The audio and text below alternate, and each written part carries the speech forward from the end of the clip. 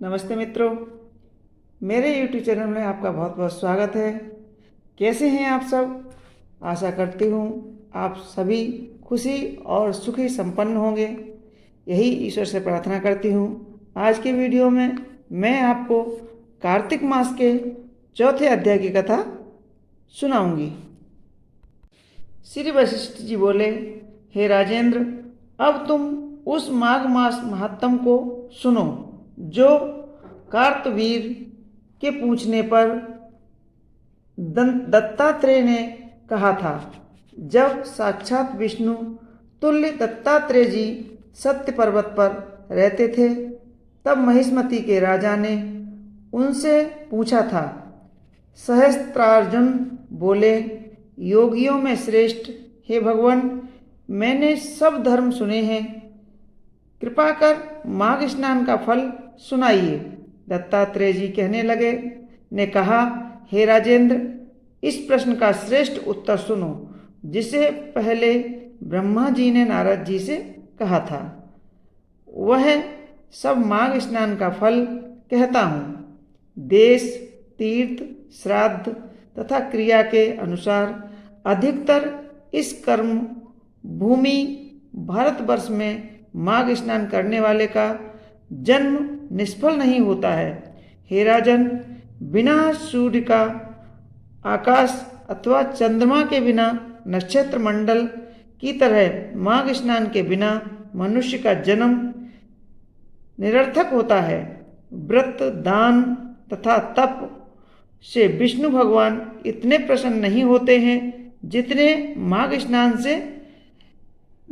से होते हैं। जैसे सूर्य के तेज के समान दूसरा तेज नहीं है, उसी तरह माघ स्नान के बराबर दूसरे यज्ञ आदि सब कर्म नहीं हैं।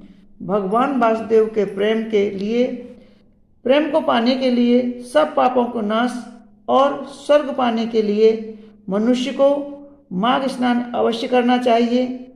यदि यह पुष्ट, बलवान, अनित्य और शुद्ध शरीर माघ स्नान के बिना ही रह जाए तो इससे क्या लाभ है।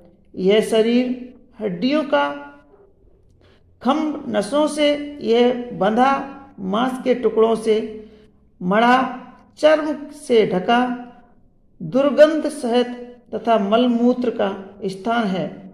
यह बुढ़ापा, शोक तथा विपत्ति से परिपूर्ण रोग का घर, आतुर, गंधा, अनंत्य तथा सब दोषों का आश्रम देने वाला है। दूसरे को दुख देने से दुखी, दूसरे का द्रोह करने वाला, ईर्ष्या करने वाला, लालची, पिशुन, क्रूर, कृतज्ञ तथा क्षण भंगुर है।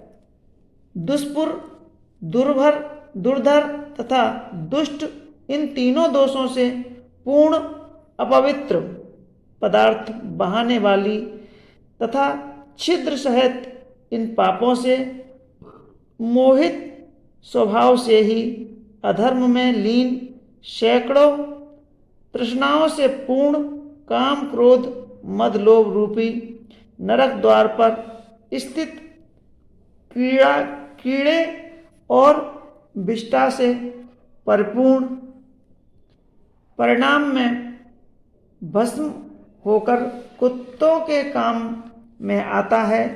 जल में बुलबुले की तरह और जंतुओं में छोटी मक्खी की तरह मनुष्य शरीर माघ स्नान के बिना मृत समान होता है। विष्णु भगवान का पूजन न करने वाला ब्राह्मण मरे हुए के समान है। बिना दक्षिणा श्रद्धा व्यर्थ है।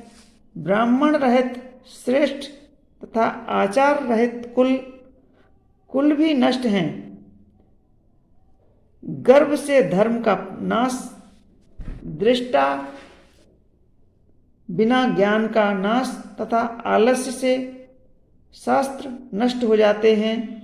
गुरुजनों की भक्ति न करने से स्त्री तथा ब्रह्मचारी नष्ट होते हैं। बिना जली अग्नि के होम, बिना साक्षी के भक्ति का नाश होता है। जीविका के लिए रहने वाली कन्या अपने ही लिए भोजन की क्रिया, शूद्र की भिक्षा जिससे यज्ञ किया जाए नाशक है तथा कंजूस का धन व्यर्थ है। बिना अभ्यास की और आलस्य भरी हुई विद्या, असत्य वाणी, विरोध करने वाला राजा, जीविका के लिए तीर्थ और व्रत, संदेह युक्त मंत्र का जप, व्यग्र चित्त होकर जय करना, क्षोत्रिय रहित को दान देना, संसार में नास्तिक होना, श्रद्धा के बिना की हुई सब परलौकिक क्रिया, यह सब व्यर्थ हैं। हे राजेंद्र, इस लोक में दरिद्र मनुष्य के जीने के समान ही माघ स्नान किए बिना मनुष्य का जीवन व्यर्थ है। मकर के सूर्य में सूर्य उगने से पहले स्नान न करने वाला कैसे पाप से छुटकारा पाकर स्वर्ग में जा सकता है। ब्रह्मघाती, सोना चुराने वाला, शराबी, गुरु पत्नीगामी, इन चारों का संसर्ग करने वाला ब्रह्म हत्यारा माघ महीने में सूर्य उदय होने के कुछ पहले स्नान करने से पवित्र होता है। मनुष्य के सब उत्पात और मांस पातक भी माघ स्नान करने से भस्म हो जाते हैं। माघ स्नान का समय आने पर सब पाप यह जानकर कांपने लगते हैं कि जल में स्नान करने से हमारा नाश हो जाएगा। मेघों से मुक्ति पाकर चंद्रमा के चमकने की तरह श्रेष्ठ मनुष्य माघ स्नान से अग्नि के समान प्रकाशमान हो जाते हैं।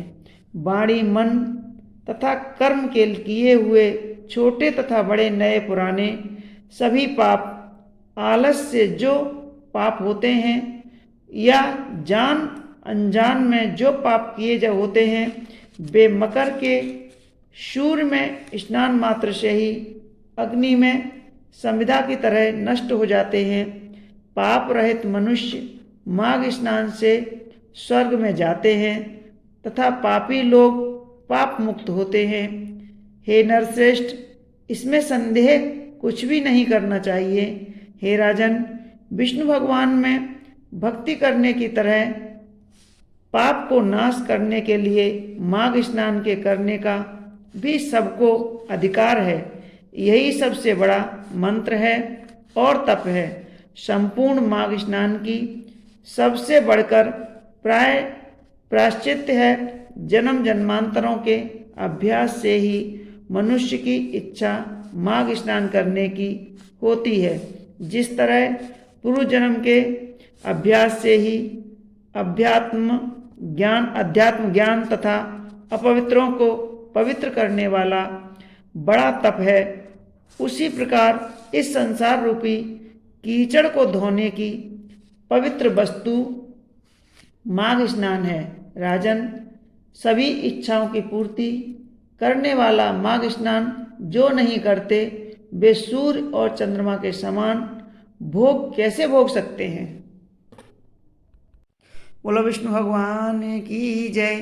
तो मित्रों, यह थी माघ मास के चौथे अध्याय की कथा। 5वें अध्याय की कथा हम आपको आगे के वीडियो में सुनाएंगे। हमारी कथाएं आपको कैसी लगती हैं हमें कमेंट्स बॉक्स में ज़रूर लिखें और हमारे वीडियो को लाइक करें, शेयर करें और इसी तरह अपना प्यार और आशीर्वाद देते रहें। धन्यवाद।